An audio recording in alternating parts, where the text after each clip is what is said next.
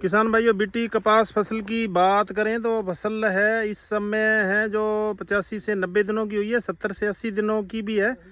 इस समय विशेष सार संभाल की आवश्यकता है और फसल का निरीक्षण भी चल रहा है। निरीक्षण के साथ साथ विशेषज्ञ है, किसान भाई भी है। 22 SSW ये चक है, यहाँ पर निरीक्षण हो रहा है। पेस्ट का प्रेशर देख पा रहे हैं कितना है। और किसान से बात करते हैं पहले। राम राम जी। राम जी, नमस्कार। कोई तेला चेपा और सुंडी कहीं देखी खोजबीन की? हाँ, सुंडी फिर दी है जी, बाबा फिर दी है। और ये फेरोमोन ट्रैप इसमें भी कुछ आ रहे हैं? बाबा आई पई है, ये भी आई पई है। और कृषि विभाग के कार्मिक भी साथ में, विशेषज्ञ से बात करते हैं। संदीप जी, रस चूसने वाले कीटों की सर्वप्रथम बात करते हैं। किसान के मन में ये भी है, जो फसल बड़ी है या जिसमें पेस्ट प्रेशर है, कहाँ से शुरू करे? देखो, इसमें जैसिड है थोड़ा बहुत, जैसे मान लो। और दूसरा क्या है कि मान लो इसमें थोड़ा बहुत थ्रिप्स है। वैसे इसमें साथ साथ प्रकृति अपना काम कर रही है, चींटियां भी हैं वो अपना काम कर रही है, क्राइसोपा भी है, क्राइसोपा भी है, वो लार्वा अपना। इसलिए किसान ने इस फसल को थोड़ा सा रोक रखा है कि मित्र कीट ज़्यादा कम ना हो। इसलिए वो सोचता है कि जितने दिन निकल जाएं तो वो ठीक है। और दूसरा, इसमें जो शुरुआत करेगा तो फिर किसान अगर इसमें कुछ किसानों के मन में होता है कि मोनो करे, मोनो करने से नुकसान ज़्यादा होएगा दिखने में, आपको लगता है। उसकी बजाय अगर या तो फिर वो थायोमेथोग्राम 75% है, या फिर वर्टिसिलियम है, एक मेटारिजियम आता है, उसका उनका स्प्रे आप मिला के भी कर सकते हैं। उसके परिणाम अच्छे मिलेंगे आपको। पहली शुरुआत में नीम वाली स्प्रे करे तो क्या क्या फायदे होंगे? विभाग भी बता रहा है। हाँ, 300 ppm 90% ऑयल, अच्छी कंपनी का, उसका आप घोल बना के स्प्रे करना है आपने सही तरीके से। जो वो सुरक्षा कवच है, वो कोई कीटों को आने से रोकता भी है, ठीक है, अंडे देने से रोकता है। अंडा जो है, अंडे का जो काइटन है वो विकसित नहीं होने देता। उसके बाद लट उसमें से निकलती है, निकल तो उसको खाने में जोर आता है, खा लिया तो आगे उसके ऊपर जो काइटन बनना है वो बनता नहीं, यानी जनरेशन ब्रेक होती है उससे। हाँ, थोड़ी कंट्रोल हो जाती है। हाँ, किस मतलब जनरेशन, उसके अंदर निम्बिन, उसके अंदर जो आपका एक जो अजाडिक्टिन, लैनिन, इस प्रकार के कई जहर हैं जिसमें रेजिस्टेंस पैदा नहीं होती। वो एक ऐसा कीटनाशक है जो मौके पे सामने मारता नहीं है, ठीक है। और वो क्या है कि जैसे आप करोगे तो उसमें आपको मौके पे नहीं दिखेगा, आपको इसके परिणाम 10 दिन में दिखने शुरू हो जाएंगे। 10 दिन, 2 बार। सर्वप्रथम बात करें रस चूसने वाले कीटों की तो डाइनेटोफोरॉन एक अच्छी दवा है। विभाग की रिकमेंडेशन है 40 ग्राम प्रति बीघा। क्या नीम वाली दवा साथ में मिलाएंगे तो दवाई काम ज्यादा करेगी? बिल्कुल ज्यादा करेगी, क्योंकि दोनों 1 और 1 11 वाली बात है। जो आपका नीम ऑयल है ना, वो अगर साथ में मिलाते हैं ना तो दोनों मिलके ज़्यादा मतलब कीटों को कंट्रोल करेंगे, मार क्षमता बढ़ जाती है। आप प्रैक्टिकल तौर पे जैसे हम कई बार स्टिकर का प्रयोग करते हैं, उसी तरह से ये साथ में मिलाने से नीम वाला जो जहर है वो भी काम करना ज़्यादा शुरू कर देता है। और उसने जो लाइफ साइकिल का काम करना है वो तो करना ही है बचाव का, पर उसने मार क्षमता भी बढ़ जाती है। कई बार किसान है जो 2-3 बीमारियां साथ में देखता है, रातेला भी है, फंगस भी है, तो 3-4 दवाइयां मिला के करता है, क्या नुकसान हो सकते हैं? नहीं, उसके उनका रिएक्शन अलग प्रकार का है। जैसे मतलब कीटनाशक कुछ ऐसे हैं जो 1 से 1 मिलके 11 होते हैं, कुछ ऐसे 1 से 1 मिलके 2 भी नहीं होते, 1.5 ही बनेंगे। इसलिए उनका जो रिजल्ट पूरा नहीं मिलेगा, पैसे ज़्यादा लगेंगे, साइड इफेक्ट ज़्यादा आएंगे। इसलिए आप ज़्यादा ना मिलाएं।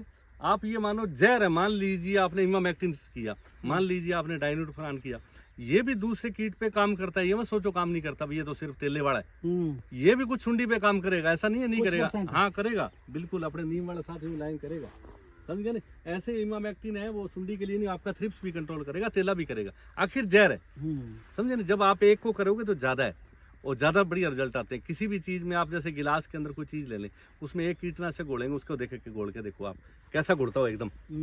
अब 2-3 मिला के उसको घोल के देखो कैसे घुड़ता है। ऐसा ही होता है, मतलब वो सही तरीके से घुड़ते भी नहीं और सही तरीके से काम भी नहीं करते, रिजल्ट नहीं आते। संदीप जी, स्प्रे के सिलेक्शन की बात करें तो किसान भाई पहले अपने खेत की मॉनिटरिंग कर ले। हो सकता है वो बट्टे या डोली के पास देख रहा है, वहाँ पेस्ट ज़्यादा हो, अंदर पेस्ट कम हो। पेस्ट ETL लेवल के अनुसार अपना खेत जांचे परखे, उसके बाद में स्प्रे करे। बिल्कुल, उसके अंदर जैसे मान लो हरा तेला है तो 2 की एवरेज मान के चलते हैं, एक पत्ती पे 2 की एवरेज। और दोबारा फिर स्प्रे करनी चाहिए। हाँ, 2 की, एक मतलब 2 हो जाए तो कर देनी चाहिए, समझो आप। 1 की एवरेज तो कोई नहीं ज़्यादा फर्क पड़ता। हालांकि मैं एक और बता दूं, कई बार आपने कोई स्प्रे किया, थोड़ा बहुत तेला रहेगा तो आपको डरने की जरूरत नहीं है। उससे क्या है कि इसकी हाइट रुकेगी, फल की तरफ जाएगा पौधा। अगर आप ऐसा कीटनाशक प्रयोग करेंगे जिससे कच्चापन, हरापन बढ़ेगा, तो ये फल की तरफ नहीं जाएगा। पहले इस मौसम के अंदर ज्यादा बढ़वार ये कर रहा है, ठीक है। स्प्रे जो करनी है 1 ही करनी है, वो कम से कम ट्राई करके करनी है, तो उसके अंदर नीम कीटनाशक मिला के। कहने का भावार्थ है पहले रस चूसने वाले कीटों का निरीक्षण करें। ये 15 से 20 पत्ती थ्रिप्स आ रहे हैं तो स्प्रे करें। थ्रिप्स का अटैक होगा तो पत्ती ऊपर की ओर मड़ेगी, एपिडर्मिस को वो स्क्रैच करता है। हाँ। हरे तेले की बात करें तो वो पत्तियों के पीछे से नाड़ियों से रस चूसेगा, सिराओं से, और पत्ते के किनारे लाल होकर के पत्ते नीचे की ओर मुड़ेंगे। हाँ। यदि दो चीजों का इकट्ठा अटैक है, गुलाबी सुंडी है और साथ में रस चूसने वाले कीट है, तो मैं किसान भाइयों को बता दूं, पहले सुंडी वाली है जो तेज स्प्रे न करें। ये हरे तेले का जैसे अटैक है तो ये साइड में देखो इसमें, ठीक है ना, इस तरह से मुड़ना शुरू हो जाता है। कहने का भावार्थ है दोनों कीट रस चूसने वाले और काटने चबाने वाले साथ है, तो किसान को पहले रस चूसने वाले कीटों को नियंत्रण करना चाहिए। हाँ। क्यों संदीप जी? हाँ, पहले रस चूसे कीट। यदि वो तेज सुंडी वाली स्प्रे करेगा तो ये जो पत्ते अपने देख पा रहे हैं, पत्ते के पास में जैसे भी सुंडी वाली दवा लगेगी, पत्ते के नरमे के पत्ते है जो लाल हो जाएंगे। हाँ, पहले रस चूसने वाले कीट को कंट्रोल पहले करे। उसको कंट्रोल करे, उसके बाद में वो दूसरा कंट्रोल कर सकता है। बचाव के तौर पे जो नीम करेगा वो उसमें रस चूसक कीट के साथ जो चबाने वाले कीट है सुंडी, उसको भी कंट्रोल करेगा। रस चूसने वाले कीटों की बात करें तो निमिसिडीन का स्प्रे कर सकता है, थायोमेक्ताजाम और डाइनेटोफेरोन के साथ में मिलाया जा यदि मिलाया जा सकता है, अच्छा काम करेगा, दूसरी दवाई ज्यादा काम करेगी। और सुंडी की यदि बात करें तो जो विभागीय रिकमेंडेशन की बात करें तो वो है आपके परफेनोफॉस। हाँ, परफेनोफॉस ओविसाइडल है, अंडों को भी मारेगा। पहले रस चूसने वाले कीड़ों को नियंत्रण कर ले, फिर परफेनोफॉस और निमिसिडीन यदि मिला के करेगा तो बहुत अच्छे दवाई परिणाम। बढ़िया काम करेगी। बढ़िया काम करेगी। वो 2-3 स्प्रे में ऐसे 10-10 दिन गैप पे मिलाएगा तो उसके खेत में बीमारी बढ़ने वाली नहीं है, मैं आपको बताऊं। और कुछ अंधाधुंध स्प्रे न करे, प्रकृति पर भी चीजें भरोसा छोड़े। करे। ज्यादा स्प्रे करने से झाड़ ज्यादा नहीं होगा, निरीक्षण ज्यादा है। ये बात किसान समझ भी चुका है इन चीजों को, और वो कोशिश भी कर रहा है विरला करने की, और इस तरह से बचाव के तरीके। हाँ, इन्होंने विरला कर रखा है। हाइट भी ठीक है, कोई बड़ी हाइट है नहीं। नहीं, किसान अवेयर हो रहा है, समझ रहा है इसको। मेरे को लग रहा है जैसे अगले 5-7 दिनों में किसान इन चीजों को करेंगे, ऐसा लग रहा है। लग जाओ जी। हाँ, करेगा इस बार। बाजार में यदि जाएं तो रेडीमेड जो हमें पेस्टिसाइड मिलते हैं 2-2, 3-3 मिला करके, वो नहीं करने चाहिए, विभाग मना कर रहा है। हाँ, उसके साइड इफेक्ट जरूर मिलेंगे। कई बार किसान ये सोचता है उसमें हार्मोन्स डाले होते हैं, हरापन बढ़ जाता है, सोचता है कि इससे हरापन तो ज्यादा आ गया, कच्चा नहीं कर दिया, सोना कर दिया। वो दिखने में है, उसके परिणाम बाद में आते हैं।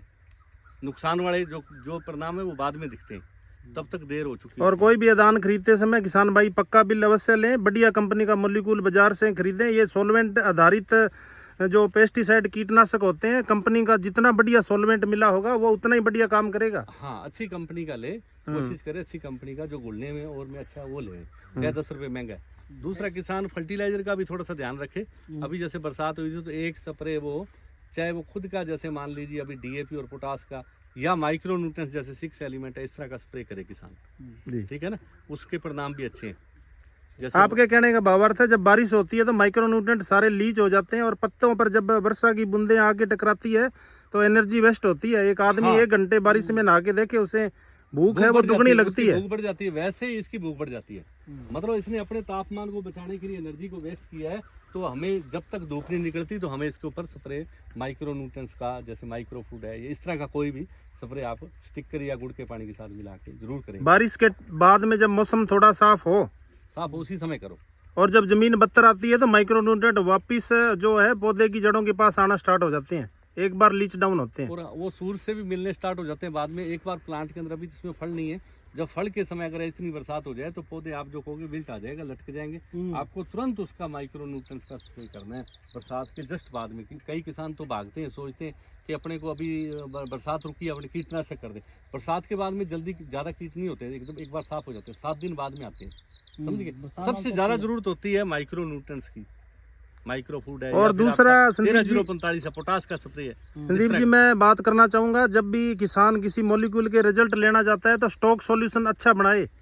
यदि 2 मिला के कर रहा है तो पहले दोनों को अलग अलग बाल्टी में घोले, अलग अलग अच्छे तरीके से करें, अच्छे तरीके, अच्छे मन से जितना करें। घोल बढ़िया बनेगा रिजल्ट उतने बढ़िया रहेंगे। अच्छे तरीके से, अच्छे घोल से, अच्छे समय करता है, उसके परिणाम तो अलग ही होंगे, समझ गए मेरी बात को। अब दोपहर को आप स्प्रे करोगे और सुबह शाम उसमें फर्क आएगा।